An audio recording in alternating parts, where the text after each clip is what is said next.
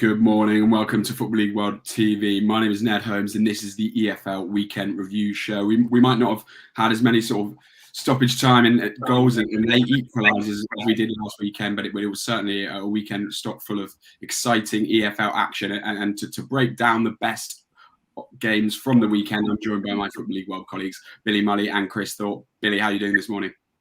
Yeah, doing very well, thank you. A bit of change of scenery for me at the weekend. I was over in Northern Ireland watching Linfield versus Glenavon. Good job as well with losing. But yeah, I'm looking forward to cracking down and getting involved with the rest of the EFL action. And what about you, Chris? Were you anywhere similarly as exciting? Not really. No, I was watching Wimbledon away at Burton Albion. We got a 1-1 draw, but it was a very interesting game, very end-to-end. So yeah, no, it wasn't too bad.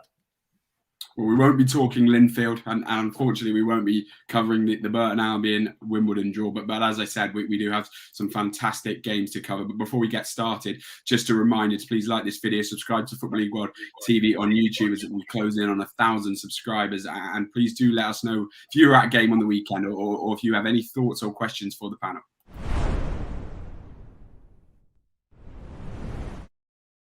We start then with the first of two derbies, really, and that's Nottingham Forest 2-1 win in the East Midlands derby. Goals from Lewis Grabban and Brennan Johnson, and then a late Tom Lawrence penalty. Come to you first, Billy. A 2-1 win for Forest, a fair reflection of the game, really? Yeah, I think so. I think Forest coming into the game, they're two very good footballing sides, in my opinion. I think what Derby have been doing is incredible with sort of the off-field scenarios. But under Steve Cooper, Nottingham Forest look a revitalised side. They're going forward, and on the break, they just look devastating. And I think that was there for all to see again.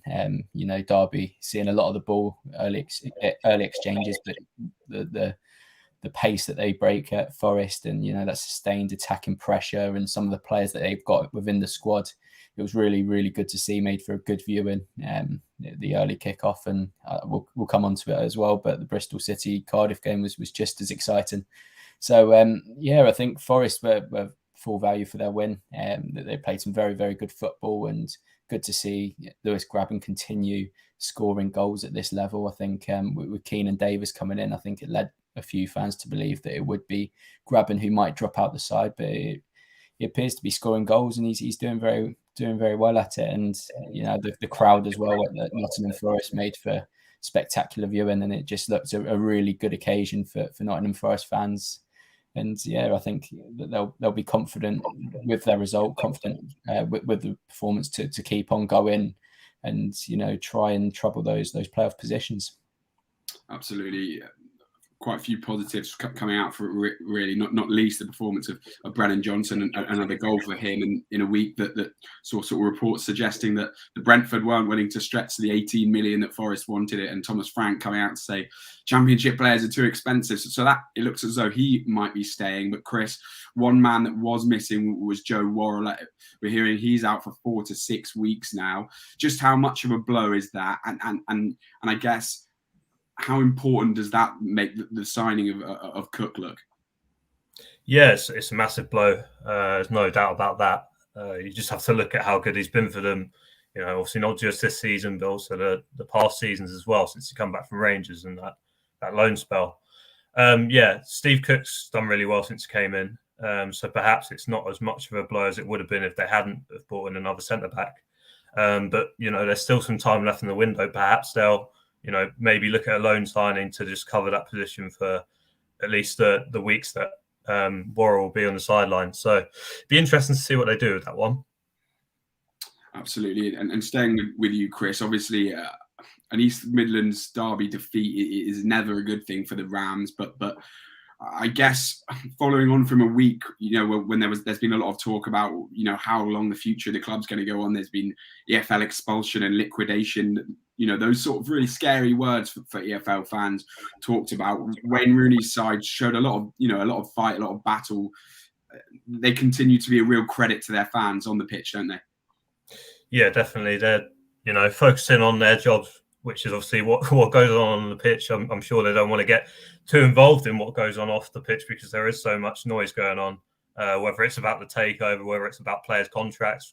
you name it. There's a whole list of issues. No one wants to see Derby go out of existence, especially me.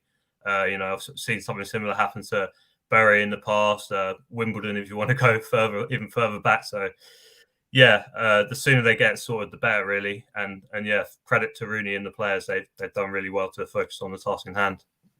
Absolutely. We'll now move to cover the second lunchtime derby in the Championship.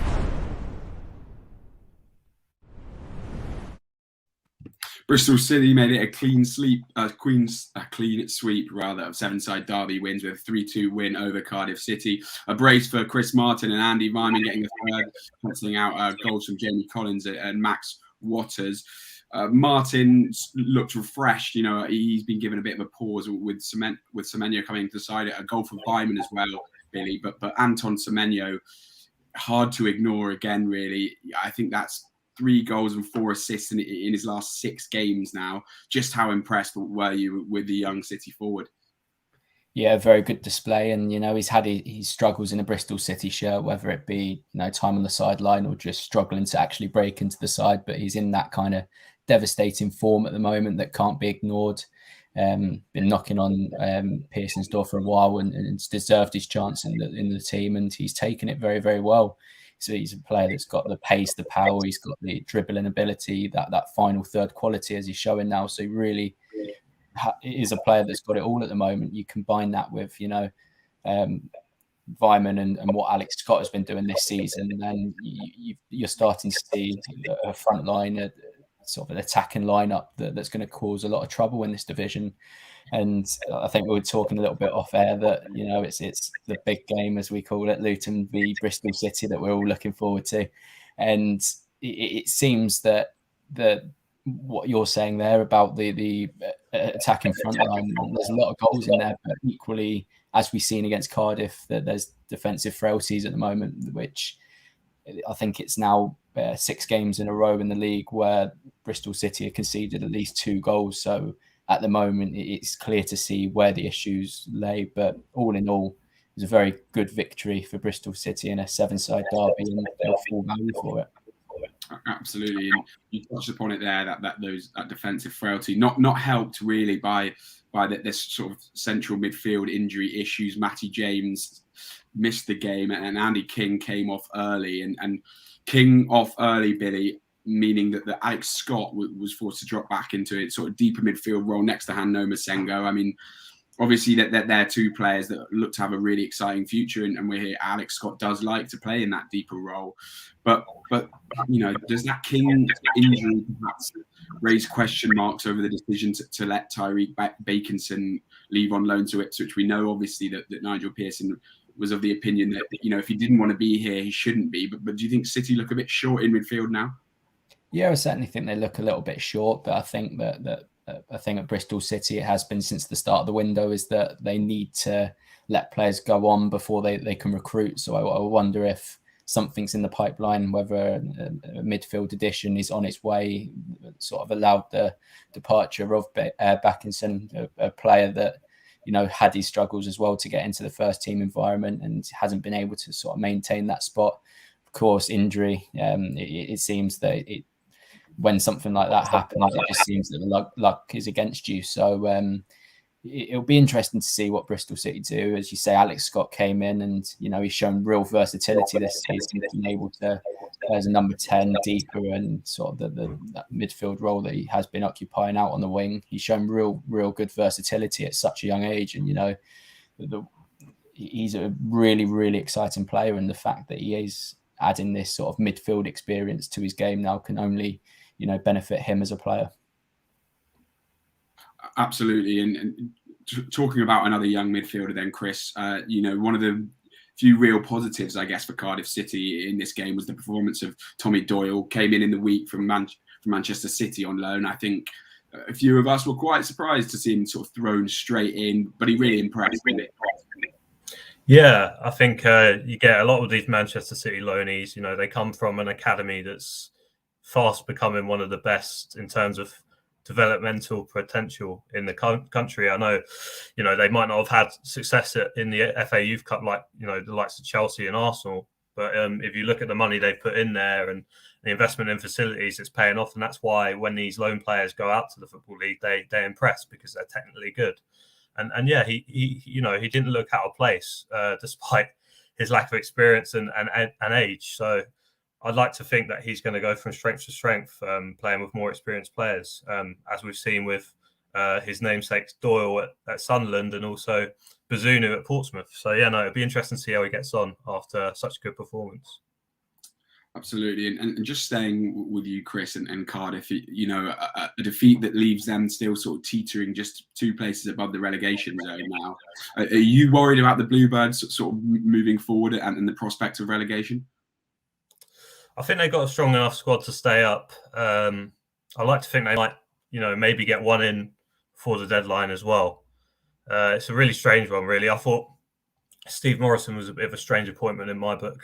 I would have gone for someone with a bit more experience, but you never know. He could turn things around, and he's still got plenty of games to do so. But yeah, I'd go back to my initial point and just say I think the squad's too strong to go down. If that's the right way to look at it.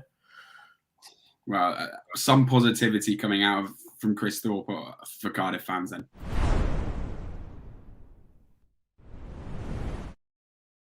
We move to our next game, and that's the Huddersfield Town's 4-3 win against Reading. Goals from Sinani and a Ward hat-trick, and then Zhao at Puskás and Morrison for Reading. Chris, staying with you, a really crazy game here, 3-3 at half-time. Danny Ward, the match winner, 6 goals and an assist in his last 6. Just how impressed have you been with the Huddersfield striker?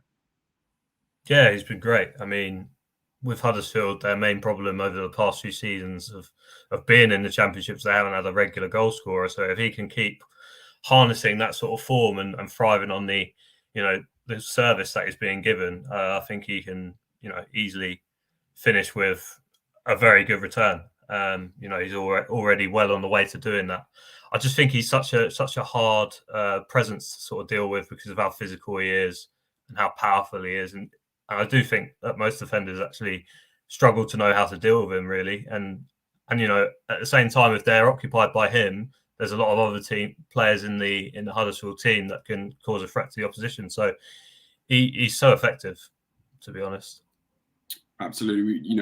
We talked about just that, how crazy the sort of first half was. Obviously, Huddersfield, got that decisive goal through Danny Ward sort of early in the second half, and then they managed to keep a lid on the game.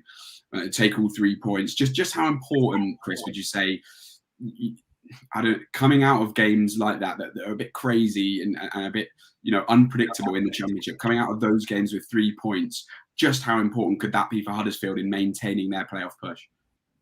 Very, very important. I mean, if you look at it from the manager's perspective, obviously you've still conceded 3 goals. But if you score 4, you kind of get a little bit of a let-off in the dressing room after the game.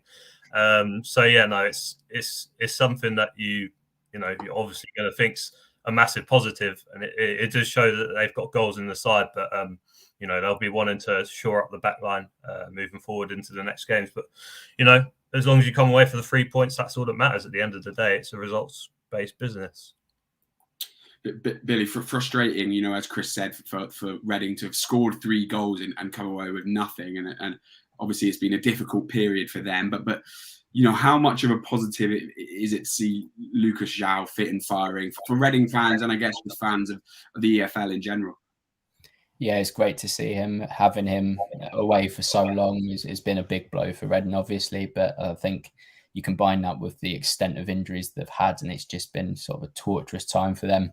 You think of Lucas Zhao, the numbers he was returning last season, but he's even more than that. The physical presence he brings, he's someone that he brings a lot of other players into play with his link-up play, and what he does in a Reading shirt is something that they haven't seen in a while, I don't think. And Andy Carroll came in and done a very good job, and Puskás again getting on the score sheet, but he hasn't been able to.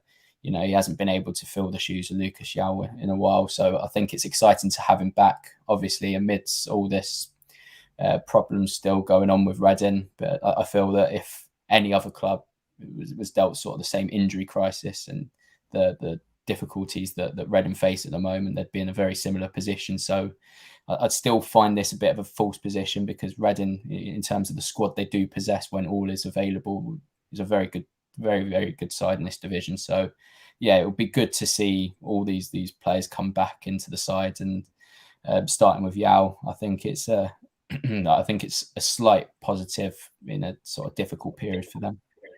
Absolutely. Well, next we'll move on to our fourth and final championship game. Bournemouth's difficult period continues at a 1-0 defeat to Hull City. Ryan Longman scoring the goal then. You know, not to take anything away, Billy, from a great victory for Hull, but really concerning for Bournemouth. Obviously, the defeat to your Luton Town last weekend, and another defeat here. What do you think is going wrong at the moment for Scott Parker's side? It's really difficult to pinpoint what is going wrong. They sort of suffered a similar period last year around the Christmas time, where results started to take a turn for the worse after a strong start. I don't know if that's creeping in again, that the sort of, if that's playing on the minds of the players. I don't feel like it's sort of a specific position. I feel that, you know, they're a little less defensively resilient. They're a little less dominant in the midfield, and they're a little less creative and prolific in the final third. It seems sort of in equal measure the sort of decline that's gone on in recent weeks. You know, against Luton, they weren't the best, and that's sort of filtered over into this game against Hull. Hull, as you say, you can't really take too much of the credit away from them, because they were very good. They came with a game plan, executed it to perfection, really, scoring through Longman with a brilliant strike and a brilliantly worked goal. So I don't know if teams are starting to raise their game against Bournemouth and they're struggling to adapt to that, or if it's something going on within the camp that's a little bit deeper. We'll have to see if they can, you know, remain on this promotion push, because at the moment, you know, the likes of West Brom and QPR are creeping closer, and that gap has now been bridged quite a lot. Moving on to Hull, Chris, I mean, it is important we credit them and Grant McCann's side, as Billy said, very good value for their win and the 3 points. Longman's goal, but particularly impressive. Rumours, obviously, today it seems that Grant McCann's set to be sacked by the new owners and replaced by Shota Arveladze. You know, given how impressive they were on the weekend, that's going to be a gutting one to take, really, for McCann. What are your thoughts on it and that decision, which you know, multiple sort of publications are reporting now? It's just a matter of time, really.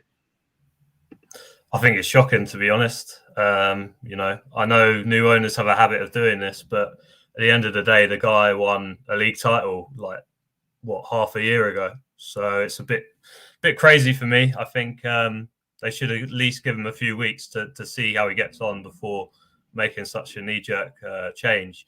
And after these recent results as well, it's just, you know, he must be a bit bemused by it, but I assume that he might have known before the Bournemouth game that he was going. But yeah, it's just gutting for him, really. Obviously, he's been through quite a lot in his career already, you know, getting relegated and then coming back to win a league title. Not many managers do that, especially one that's not necessarily that experienced. I know he's been at Peterborough and Doncaster before. So yeah, just a bit shocked by it, to be honest. And I'm sure there'll be a little bit of backlash from the Hull fans, despite the euphoria of the takeover being completed. Yeah, absolutely. So yeah, worth keeping an eye on what's going on at Hull then. But now we're going to move to League One and focus first on one of Grant McCann's former sides. Perhaps the eye-catching result of the weekend in League One, a 1-0 win for Doncaster Rovers, ending their long wait for a win by beating MK Dons. Billy, coming to you first, a big result for Doncaster this after a busy window so far, but it's vital, isn't it, that they use this as a sort of turning point? Yeah, it's massive, because they're in that sort of territory now that if they don't start putting results together, then they'll sort of get lost. You think of also this week Morecambe winning. So if Doncaster hadn't have got such a positive result, I think they would have been sort of 11 or 12 points away from safety. So it sort of keeps them within touching distance. I think the key thing for Doncaster is that they need this confidence instilled into them, because they're such a young squad. a squad full of talent nonetheless, but they're a very, very young squad, and a young manager as well. So it's this fact of maintaining confidence in the squad, I think, is going to be massive for them. That they haven't really been in too much danger of relegation before in League One. So this is sort of new territory for them in sort of recent memory, last sort of 3 or 4 years. So ensuring that they use this as a platform to build upon, and actually go and secure other good results will be massive, because they've had an awful away record this season. So going to a place like MK Dons, even without Matt O'Reilly, they're a very, very strong squad.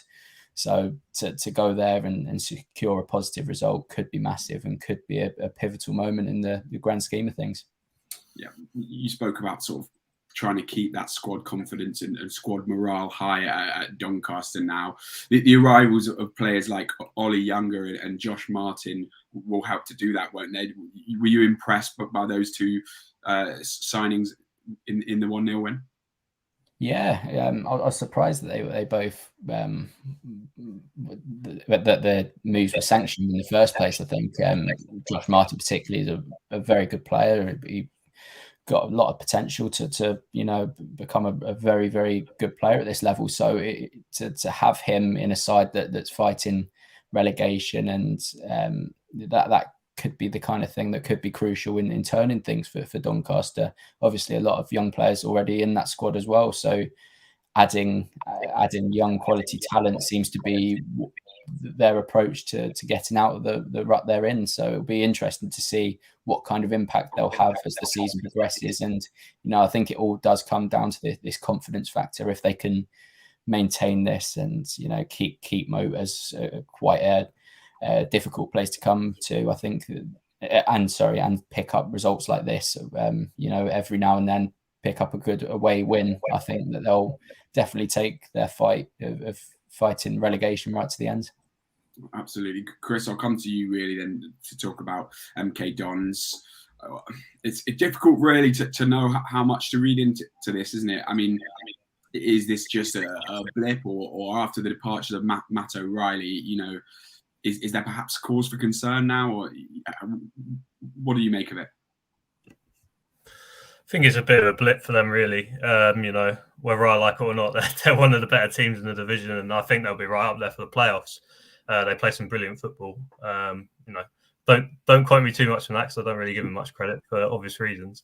But yeah, losing Matt O'Reilly, they obviously put a release clause in his contract when he signed, so it would have been something they would have expected, particularly after his good form. But they tend to be a club that are quite good in the transfer market, so I expect that they might have a replacement up their sleeves, and I like to think this game will be just a blip for them. I'm sure they'll get back on track sooner rather than later. Absolutely. We'll move to our next League One game next. It was another big victory for a team down the bottom in League One, a 3-2 win for Morecambe. Gosmo Connor, a Younger and Stockton, and Akin Fenwa and Jack Grimmer scoring for Wickham. Chris, I'll stay with you. This is just the sort of game that we love to see in the EFL and in League One, isn't it? Yeah, definitely. Or 2-3 games now, and they weren't too much of a threat, but they've all had to, some of the early season form that they showed, and obviously showing that it's not just Stockton who's going to get them goals. I think that they've been sort of seen as this one-man team, but they have got a lot more about them than just that. So a great result for them against a very good Wickham side, who, again, I think they'll be up there come the end of the season. So good result for Morecambe all round, really. Absolutely. You touched upon, Chris, players beyond Cole Stockton. Billy Jonah Younger, the catalyst for this one, a goal and an assist. He looks like he could be perhaps a really useful asset to have as they sort of look to extend their stay in League One past just one season, doesn't he? Certainly, and I think when you definitely. Oh, sorry, who was that director? No, you go, Billy. Sorry, that bit of a confusing one for me, but you go. Oh yeah. As Chris was saying there, and as you alluded to there, Stockton has been a key figure this season. 17 goals out of 38. If he was to depart, it'd be very, very difficult to replace. But if you've got a player like a Younger who stepping up to the plate and has the ability, to do damage and prolong this fight, and as they try and ensure their third tier status, I think that's a very good positive to have. And should Cole Stockton go, you imagine that if it's done within the next few days, they'd have time to reassess their options and delve back into the market. But knowing that there's sort of source of goals elsewhere is crucial, and I think that could be a part of the thinking as they continue their recruitment into the late January period. I think Morecambe as well, just 1 point now from safety. There's a confidence around the squad. They've got a good manager in place who's, there's genuine belief. And as we were saying before, Stockton is a crucial figure, scoring a lot of goals, but they are a team that are a lot more than just Cole Stockton. Absolutely. And Billy, obviously far from an ideal result for Wycombe, and perhaps they might look at it as a slightly missed opportunity. But that said, a huge opportunity for them to bounce back in style, because it's MK Dons up next for them. Yeah, two teams that had disappointing results at the weekend. I think in terms of Wycombe's performance, they of course have put up a good fight, but again, defensively speaking, they've sort of been let down in a way. MK Dons also will be seeking a good result after disappointment. So yeah, it's got all the makings to be a good game. Two teams that will be wanting to win this to bolster, Wycombe's automatic promotion climb, and MK Dons trying to cement themselves as a playoff contender. We've spoken about O'Reilly there departing, but I don't think that will be too big of a loss for them. And looking at Wycombe, they're a side that recruited well in January. Quite unfortunate to go down in the Championship in terms of their latter performances last campaign, and that they've been able to maintain their stance near the top of the season, top of the table all season. So yeah, I would imagine it will be a very, very good game, but hopefully both teams can put in a good performance after disappointment this weekend. Absolutely. And next we'll move on to our final League One game, and it's two other sort of teams that harbour some promotion aspirations this season. Sunderland, Portsmouth has been a heavyweight tie in League One for a few years now, and it was the Black Cats that came out on top on Saturday. Elliot Embleton pushed forward into that front three, and it was him that grabbed the decisive goal. Chris, coming to you first. A tight game, but this is really the case of Sunderland's quality, across the pitch, really shining through in the end, wasn't it? Yeah, I mean, the consistency they're showing at the moment is probably the best that they've shown since they dropped into League One, really. So maybe they're getting, rid of those demons that have sort of plagued them since they dropped into the third tier. I know they would have liked to have been promoted a lot sooner than they currently find themselves still in League One.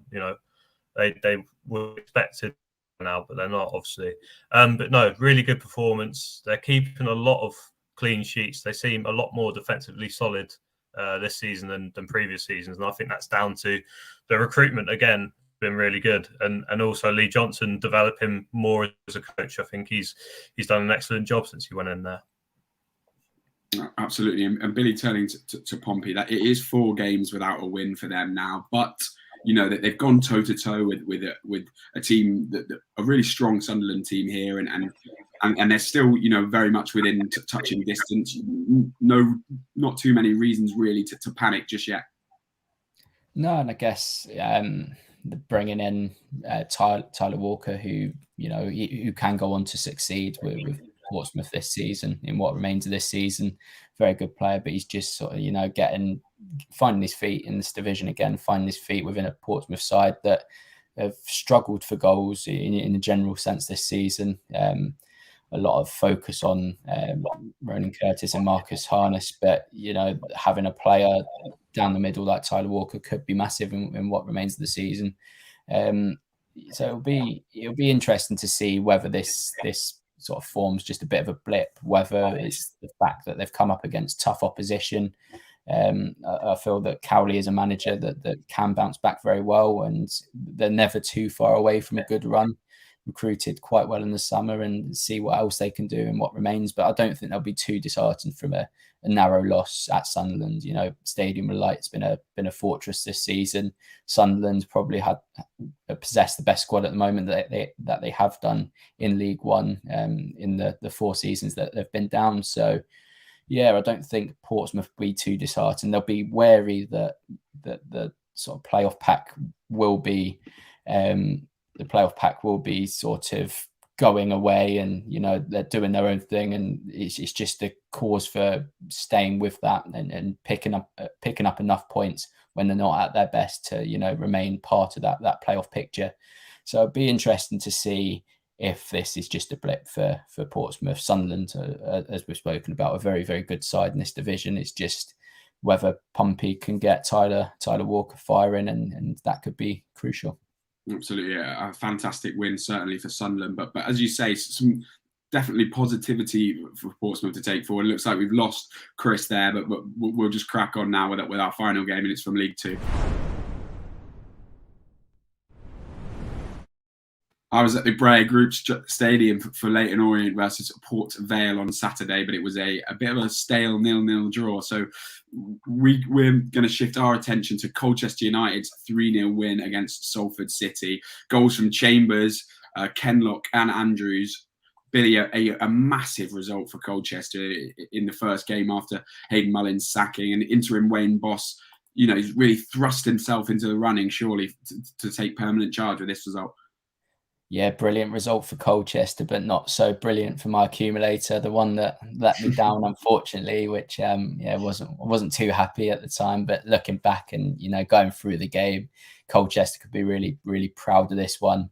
Been flirting sort of around the relegation zone for the majority of the season, but this is a kind of result and a statement of a result that sort of tells the rest of the division they're not going to be part of that picture. They recruited well in January so far, so it'll be interesting to see if they can make strides towards mid-table and, you know, even beyond, because it's this kind of victory that speaks volumes about where they've come from this season, and, you know, a young squad mixed with that experience as well, so that the balance is there. And as you say, Wayne Brown will be very impressed with what he's seen in terms of, does that bode well for him for the permanent job? I guess we're going to have to wait and see. I think one game is quite premature to start talking about the permanent role, but it's certainly a good first audition. You know, the relentless nature of this League Two schedule we'll soon find out what the future is in terms of the managerial position at Colchester. But as we say, it's a very, very good performance, very good result, and one that, you know, speaks volumes about how Colchester are progressing and how the second half of the season could go for them. Absolutely. I mean, obviously, Miles Kenlock walked the latest player to walk perhaps the most well-trodden path in EFL football, joining from Ipswich Town. But a goal on debut for him, you know, a goal on debut and a 3-0 win. The perfect debut for Kenlock, really. Yeah.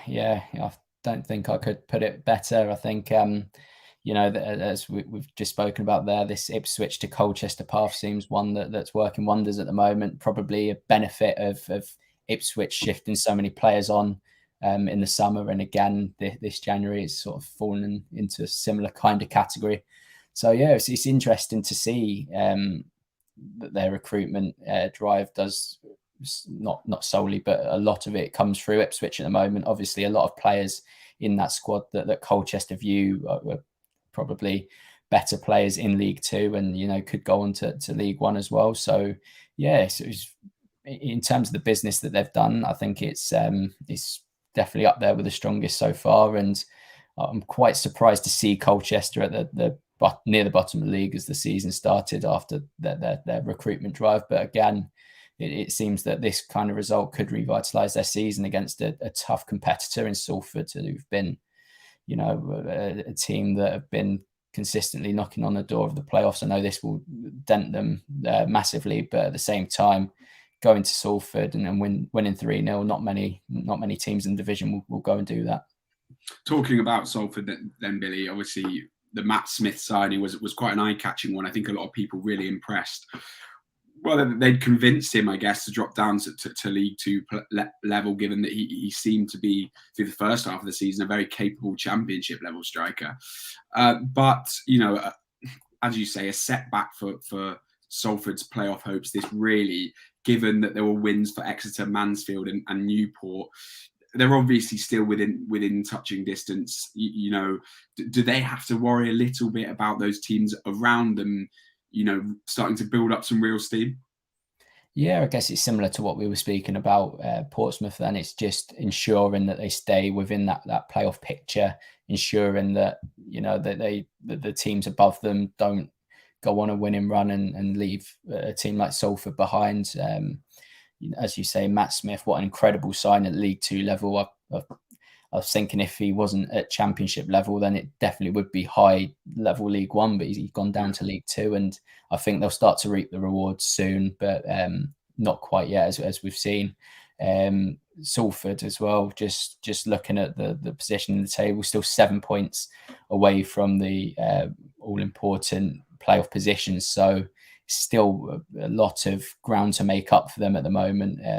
Of course, their goal difference has taken a little bit of a battering there as well. So, yeah, I think Matt Smith, what a signing that is at League Two level. They'll be wanting to get him firing as soon as possible, really.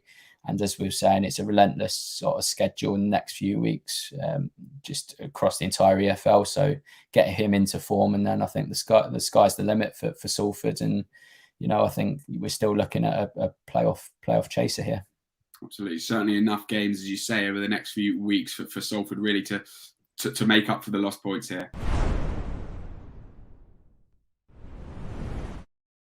Well, that's all we've got time for on the EFL weekend review, but there's more to come on Football League World TV today. At 3 p.m, George Douglas and Marcus Alley will be debating whether Mansfield Town are on course for promotion this season. And then at 4 p.m, it's the EFL Transfer Zone with Sam Rourke, Ben Wignall and Chris Gallagher. But as I say, that's everything from us. That just leaves me to say thank you to you, Billy. Thanks to Chris, wherever he is, and thanks for everyone for watching.